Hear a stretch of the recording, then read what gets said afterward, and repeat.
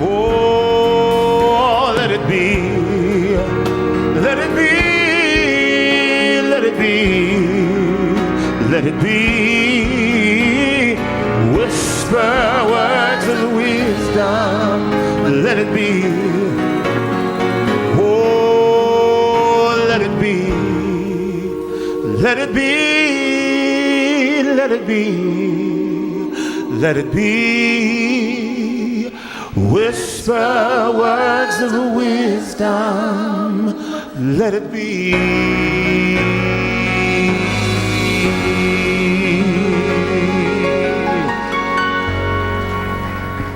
This is a beautiful day, is it not? This is a special day for me, May 7th. May 7th is the same day both my father and my brother were born. So I'm thinking about them right now. Hallelujah, I'm glad you're in my life. I don't know about you, but sometimes, especially lately, I've been feeling kind of tired and worn down at times, overwhelmed at times. So this is a story I like to return to help give me some perspective. It's from the Gospel of John. Now a man named Lazarus was sick. So the sisters sent word to Jesus, "Lord, the one you love is sick." Now Jesus loved Martha and her sister and Lazarus. So when he heard that Lazarus was sick, he stayed there for 2 days, and then he said to his disciples, "Let us go back to Judea." "But Rabbi," they said, "a short while ago the Jews there tried to stone you, and yet you are going back?" Jesus answered, "Are there not 12 hours of daylight? Anyone who walks in the daytime will not stumble, for they see by this world's light. It is when a person walks at night that they stumble, for they have no light." After he said this, he went on to tell them, "Our friend Lazarus has fallen asleep, but I'm going there to wake him up." His disciples replied, "Lord, if he sleeps, he will get better." Jesus had been speaking of his death, but his disciples thought he meant natural sleep. So he told them plainly, he made it plain, "Lazarus is dead. And for your sake, I'm glad I was not there, so that you may believe. But let us go to him." Sometimes we need our friends to wake us up. There are many kinds of sicknesses, and one of the trickiest kind of sicknesses is one that looks like natural sleep on the surface, but is really a kind of death. When I told my wife that the working sermon in my title is Raised from Deadness, she asked me if I was going to talk about zombies. That's right. I didn't think about that, but why not? Zombies are scary creatures that are revived from the dead, but are not fully alive. They mumble and groan and walk with their hands outstretched, always hungry, never satisfied. They're like teenagers. The problem is some of us never grow out of it. We lose our power of speech, believing nobody can hear us. And we are constantly on the searching for something, anything that may satisfy our cravings. Our desires can literally eat us alive. It eats us from the inside out and can cloud our vision, making it impossible to see the daylight of our lives. We wait. We wait for the day when all will be made clear, when we have a fail-safe plan, when we have all our ducks in a row. We wait until we have a certain amount of security, a certain amount of success, a certain amount of reputation. We wait our whole lives waiting for a day when everything lines up perfectly according to our plan. The way we imagined, the way we always hoped. We wait for the day when we finally have all our stuff together. We wait. We wait when things are not quite as crazy, when things are more sure, less unpredictable. We wait our lives away, watching it pass, wishing for the perfect opportunity. We doze off at the wheel and go on autopilot. And we get used to this. Not really alive, not really dead. We're getting by. We're all right. We're good. Nobody suspects anything unusual. But deep down, we know there's some part of us waiting to be woken up. The women in this story show much more courage than the men. I don't know if you caught that. How about that? That's right. The women tell Jesus the truth out of love. Someone who we love is sick. They don't tell Jesus Lazarus is dead, only that he's sick. But Jesus knows better. He knows that his friend Lazarus is not homesick with allergies. He's not homesick with a cold. He can smell there's something not right. Much worse than anyone has anticipated. There's something rotting, something dying, or already dead. There's an urgency about this, and it cannot wait another moment. The deadness is symbolized in Lazarus' physical death, but this morning I want to talk about an equally real, and I would say much more painful kind of death. Death of the imagination.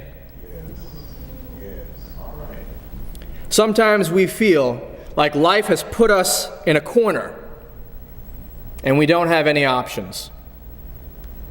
We feel like we have to live on autopilot, not making too much of a fuss, because we can't imagine any other way.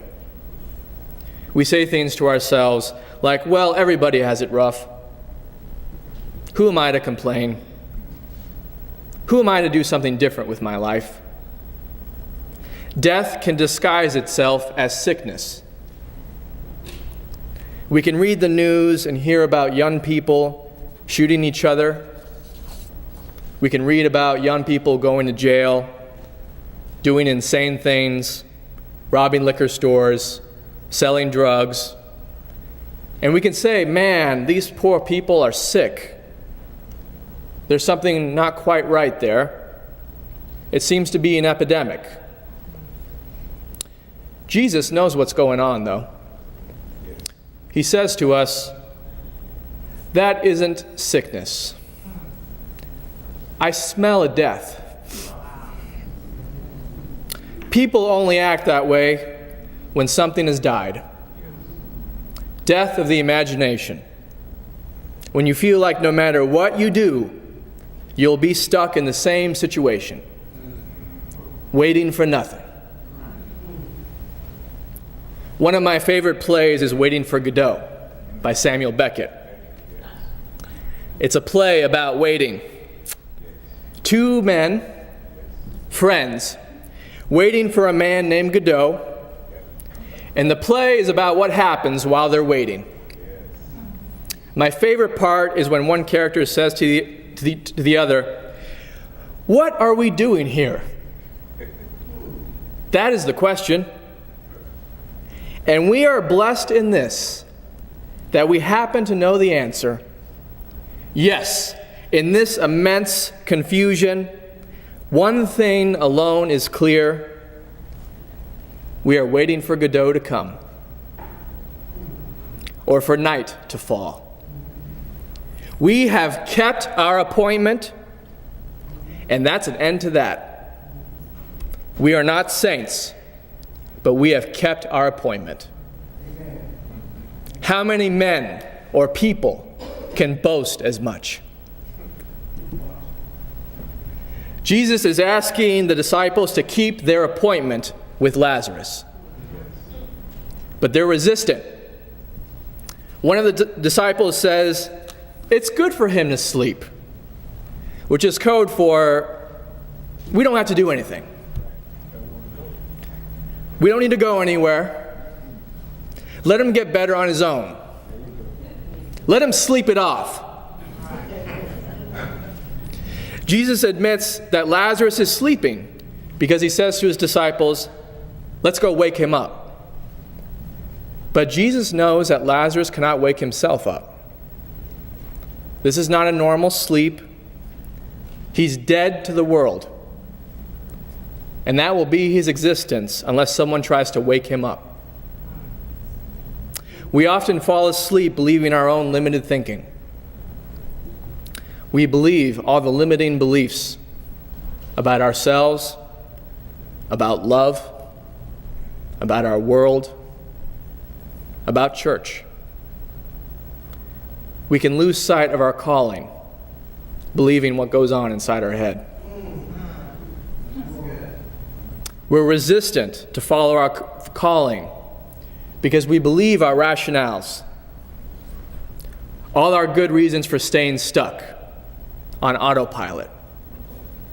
We find it oddly comforting to believe our worst fears. This will never work out. I'm just kidding myself. Why did I even start down this path? Maybe I got the wrong appointment.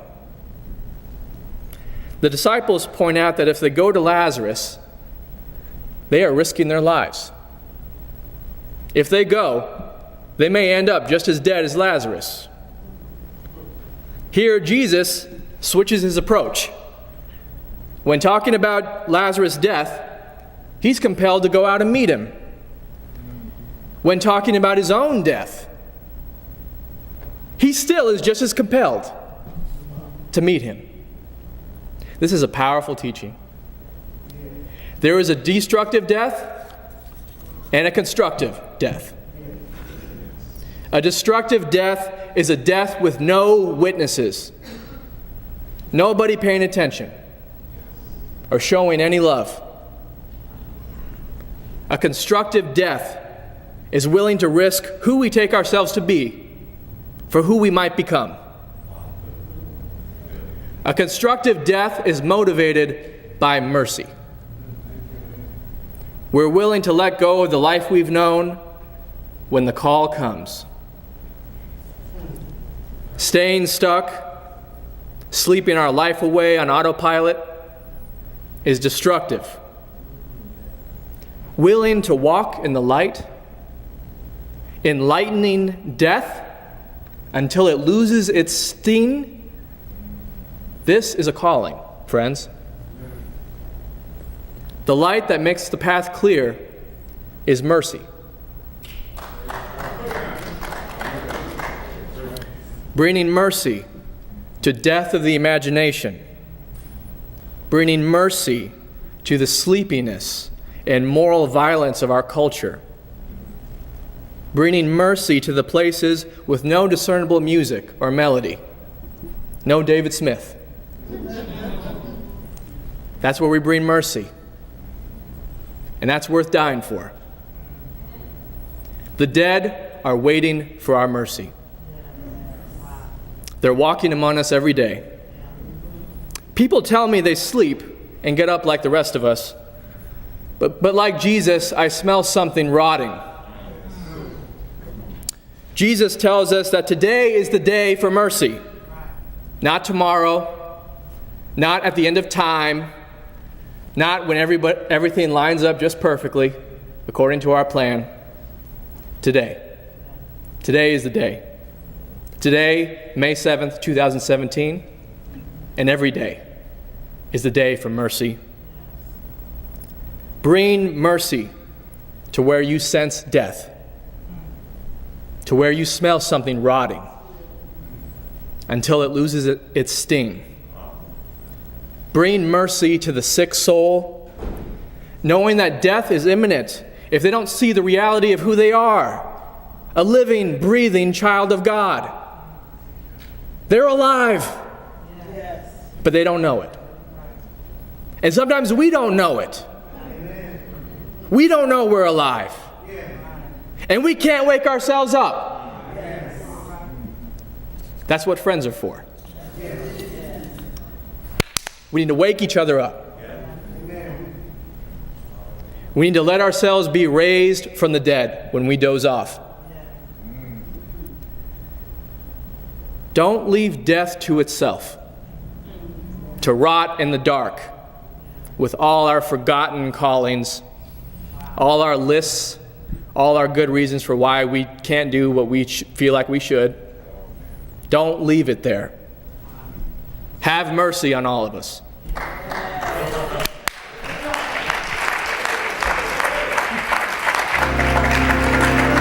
You're my brother, you're my sister, so take me by the hand. Together we will work until we're done. There's no foe that can defeat us when we're walking side by side, as long as there's